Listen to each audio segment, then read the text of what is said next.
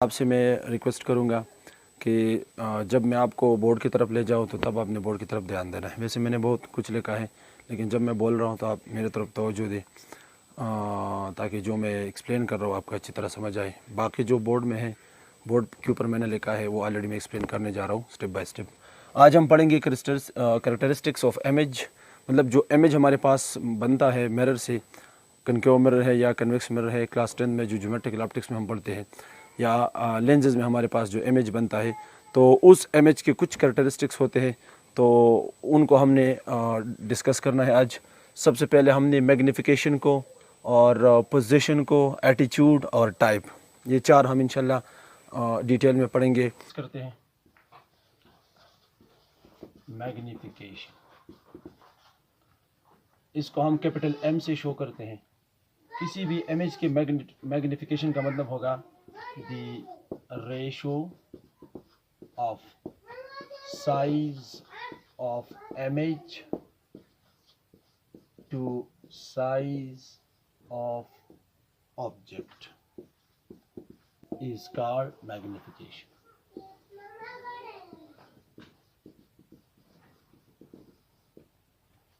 Mathematically simple हम लिखते हैं किसी भी वक्त अगर आप मैग्निफिकेशन कैलकुलेट कर ले तो उसके लिए हमारे पास ये सिंपल सा फार्मूला है। मतलब आपके पास जो इमेज है वो लार्ज बना, जो ऑब्जेक्ट था वो स्मॉल था। तो हम ऐसे भी कह सकते हैं कि ऊपर जो न्यूमरेटर है उसमें अगर आपके पास बहुत लार्ज वैल्यू हो और डिनोमिनेटर में बहुत स्मॉल वैल्यू हो, हम कह सकते हैं बहुत ज़्यादा पैसे हैं, बहुत ही कम लोग हैं, बिल्कुल कम, मतलब लोग है ही नहीं हो, बहुत ज़्यादा पैसे, बहुत कम लोग हैं, बहुत ज़्यादा पैसे हैं, तो ज़्यादा पैसे उनको मिलेंगे ना एक बंदे को। इसका मतलब है कि अगर आपके पास, वैसे समझाने का मकसद ये था कि अगर आपके पास जो इमेज है उसका हाइट ज़्यादा आ जाए और ऑब्जेक्ट स्मॉल हो तो फिर हमारे पास मैग्निफिकेशन लार्ज होगी। वैसे समझाने के लिए मैंने ये सहारा लिया इस एग्जांपल का। तो सिंपली हमारे पास मैग्निफिकेशन का मकसद यही है कि जो ऑब्जेक्ट आप किसी लेंस की मदद से देखना चाहते हैं, किसी मिरर की मदद से देखना चाहते हैं किसी भी ऑब्जेक्ट को, और वो आप ओरिजिनल ऑब्जेक्ट से बड़ा नज़र आए, तो हम कह सकते हैं कि हमारे पास मैग्नीफाई हुआ। ठीक है, अब हम मैग्निफिकेशन की भी हमारे पास तीन केसेस है। तो हम कहते हैं कि अगर आपके पास ऑब्जेक्ट सी से दूर पड़ा हो, ठीक है, तो इसका जो इमेज बनेगा हमेशा हम पढ़ेंगे इंशाल्लाह, और आपने पढ़ा भी होगा। जो हमारे पास ये मैग्निफिकेशन का टाइप है, इसके बाद हम पढ़ेंगे मुख्तलिफ केसेस मिरर के लिए कि अगर आप मुख्तलिफ पोजीशन पे ऑब्जेक्ट रखते हैं तो उसका इमेज कब बनेगा। तो हमने एक रे चार रेस की रूल्स हमने पढ़े थे कि कोई भी रे अगर आपके पास प्रिंसिपल रेस के मुतवाजी जाए तो आफ्टर द रिफ्लेक्शन जो है वो टकराने के बाद एफ से पास होगी। ठीक है, तो ये इंसिडेंट रे और ये रिफ्लेक्टेड रे, ये पॉइंट ऑफ इंसिडेंस। दूसरा हम बना सकते हैं अगर आपके पास कोई भी रे वो पोल से टकराते हैं तो पोल और प्रिंसिपल रेस के नॉर्मल जो एंगल बनेगा उतनी ही एंगल से ये उस रे को जो है रिफ्लेक्ट करेगा। तो अगर मैं बनाने की कोशिश करूं तो इस केस में अगर आप देखें आपके पास जो डायग्राम है, सपोज़ मैं यहाँ पे कहता हूँ कि हमारे पास कोई भी ऑब्जेक्ट है जिनकी जो हाइट है वो 2 सेंटीमीटर है सपोज़। ठीक है, तो अगर मैं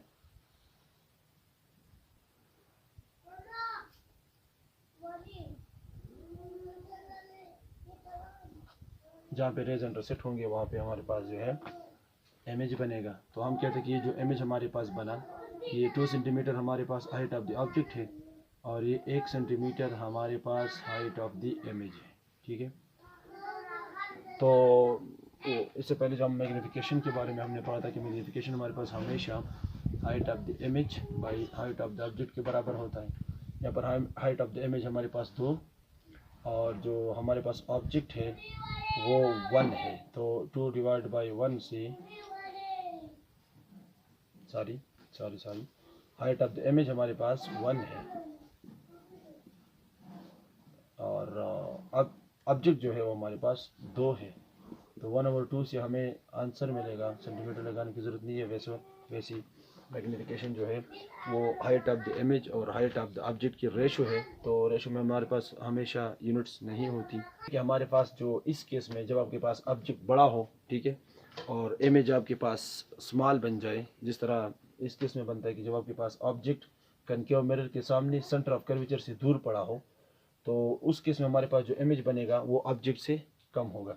तो उसको हमने ड्रा किया तो हमारे पास जो मैग्नीफिकेशन आ गई वो 0.5 है। इसका मतलब है कि अब हमारे पास जो मैग्नीफिकेशन है वो लेस देन 1 है। तो इसका मतलब ये होगा, मैग्नीफिकेशन लेस देन 1 का मतलब ये होगा कि image will be small, image will be small या स्मॉलर आप कह सकते हैं देन ऑब्जेक्ट। ऑब्जेक्ट से हमारे पास जो इमेज है वो ऑब्जेक्ट के मुकाबले में कम आएगा। तो इस केस में हम कह सकते हैं हमारे पास जो मैग्नीफिकेशन है वो लेस देन 1 है। पास कोई कनकेव मिरर वही मैं दोबारा बनाता हूँ, ठीक है। ये उसका पोल है और एक प्रिंसिपल एक्स, एक लाइन जो हमने फर्जी लाइन हॉरिजॉन्टल लाइन बनाया, यहाँ तक का फासला अगर आप एफ कहे तो डबल फासले को हम सी कहेंगे। अब इस केस में अगर आपके पास ऑब्जेक्ट जो है वो सी के ऊपर पड़ा हो तो इसका खासियत ये है कि जो इमेज बनेगा दो रेज मतलब जो हम इस्तेमाल करते हैं प्रिंसिपल एक्स के मुतवाजी जाएंगे और आफ्टर द रिफ्लेक्शन एफ से पास होंगे, यहाँ पे इमेज बनना चाहिए। दूसरा हम बना सकते हैं, मतलब ये है कि ये रफ डायग्राम है तो इस वजह से हम रेस इंसिडेंट और रिफ्लेक्टेड तरतीब से नहीं लगा रहे बना रहे। तो ये इंसिडेंट रे हैं, ये रिफ्लेक्टेड रे हैं, और वो हमने पढ़ा था कि आपके पास कोई शुआ प्रिंसिपल एक्स के मुतवाजी चले जाए तो after the reflection it will passes through the F. और दूसरा हमने पढ़ा था कि अगर आपके पास कोई भी शुआ बॉडी से होता हुआ एफ से पास हो तो after the reflection it will goes parallel to the principal axis. दोनों जहाँ पे मिलते हैं तो ये सी के आसपास ही मिलता है, तो हमारे पास जो इमेज बनेगा वो भी सी के ऊपर ही बनता है। तो 2 सेंटीमीटर का जो ऑब्जेक्ट है वो 2 सेंटीमीटर ही इमेज के तौर पर भी नज़र आएगा। तो अगर आप इसके लिए मैग्नीफिकेशन मालूम करना चाहते हैं तो मैग्नीफिकेशन हमेशा की तरह HI/H0 के बराबर है। तो इमेज हमारे पास कितना बना 2, ऑब्जेक्ट कितना था 2, एक दूसरे से कैंसिल हुआ, हमारे पास आंसर आता है 1। इसका मतलब है कि इस केस में हमारे पास जो मैग्नीफिकेशन है वो 1 के बराबर है। इससे पहले जो हमने पढ़ा था उस केस में हमारे पास मैग्नीफिकेशन 1 से कम था 0.5। तो इसका मतलब ये था कि हमारे पास जो इमेज है वो ऑब्जेक्ट से स्मॉल है। अब इस केस में हमारे पास जो इमेज है वो ऑब्जेक्ट के बराबर आया, तो जब इमेज और ऑब्जेक्ट बराबर बन जाए तो हम कह सकते हैं कि हमारे पास जो मैग्नीफिकेशन है वो 1 के बराबर है। ये केस नंबर 2 है।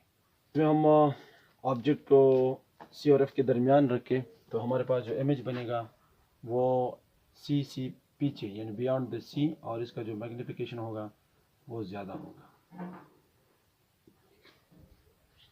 तो मैंने पहले से बना लिया क्योंकि हम जो रेज वगैरह ड्रा कर रहे हैं वो ज़्यादा एक्यूरेटली नहीं है, रफली हम ड्रा करने जा रहे हैं, तो इस वजह से मैंने ये चीज़ें पहले अपने लिए सेट की ताकि बाद में मुश्किल ना हो। तो एक शुआ जो प्रिंसिपल एक्स के मुतवाजी जाएगा और रिफ्लेक्शन के बाद एफ से पास होता हुआ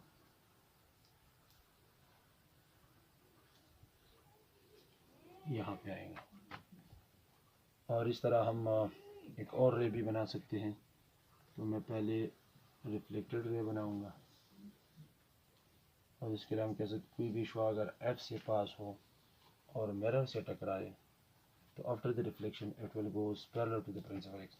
टकराने के बाद ये दोनों जहाँ पे मिलेंगे वो सी से पीछे कोई पोजीशन होगा, और हम कहते हैं कि अगर आपके पास 2 सेंटीमीटर है तो ये 4, और ये हमारे पास मिरर के केसेस में होता है कि आप जितना ऑब्जेक्ट मिरर के करीब लेके जाएंगे उतना इमेज पीछे बनेगा और साइज़ में बड़ा बनेगा। तो अगर आप इसके लिए मैग्नीफिकेशन काउंट करना चाहें, मालूम करना चाहें, तो मैग्नीफिकेशन हमेशा की तरह हम वही formula height of the image by height of the object. Image कितना है 4 है, ऑब्जेक्ट 2, तो ये हमारे पास 2 आंसर आएगा और 2 इज़ ग्रेटर देन 1, यानी कि यहाँ पे हमारे पास जो मैग्नीफिकेशन है वो ग्रेटर देन 1 आया।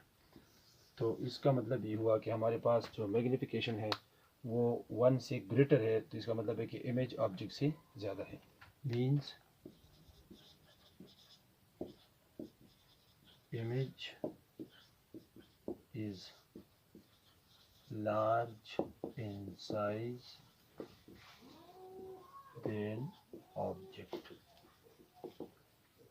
इससे पहले जो हमने केस नंबर 2 में पढ़ा जिसमें हमारे पास ऑब्जेक्ट और इमेज बराबर आ रहा था, तो उस केस में हमारे पास मैग्नीफिकेशन 1 के बराबर आ रहा था, तो उसमें हम कह सकते हैं कि इसका मतलब ये हुआ कि image is equal to object, यानी कि size of the image is equal to the size of the object, that's why we have magnification is equal to 1। तो हमने 3 केस पढ़े। तीनों केस हमने सब पहले केस में हमने कहा था कि हमारे पास मैग्नीफिकेशन जो है वो लेस देन 1 आएगा, जो 0.5 आया था तो लेस देन 1। इसका मतलब ये है कि हमारे पास इमेज जो है वो छोटा है और ऑब्जेक्ट बड़ा है। दूसरे केस में हमने कहा था कि मैग्नीफिकेशन हमारे पास इज इक्वल टू 1। मैं रिवाइज करने जा रहा हूँ।